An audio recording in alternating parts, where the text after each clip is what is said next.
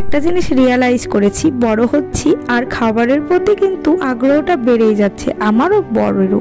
কারণ কোনোদিন কিন্তু এই সবজি দিয়ে নিরামিষ তরকারিটা আমিও ভালোবাসতাম না, বড় খুব একটা পছন্দ করতো না, সেটা আর কি বলে বর, শুনি আর কি বরের কাছ থেকে। তো এখন এই নিরামিষ তরকারিটা যে এত স্বাদের হয়েছে তোমাদের আর কি বলবো। তারপরে আবার কি জানো, আজকে নতুন একটা খেলাম, শাক খেতাম কিন্তু ওইভাবে শাক খেতাম না, আমরা শাক খেতে দুজনেই পছন্দ করতাম না। তো আজকে এতটাই শাক খেতে মন চেয়েছে, তো সেই জন্য শাক ভেজেছি আর মূলো নিয়েছি।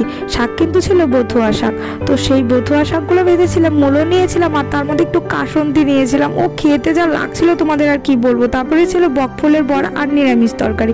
আজকে খাওয়াটা কিন্তু অনেকটাই ভালো হয়েছে। আমরা কিন্তু দুপুরের দিক খাই না, আমরা কিন্তু 10টা সাড়ে 10টার দিক ভাত খেয়ে নেই, কারণ ও দোকানে যায়, সেজন্য সকাল সকাল রান্না হয়, সকাল সকাল খায়। আর ঘরটা দেখো এই ফুলের গাছগুলো দিয়ে সাজিয়েছি, অনেকটাই ইচ্ছা আছে ঘরটাকে সাজানোর, দেখি কি হয়।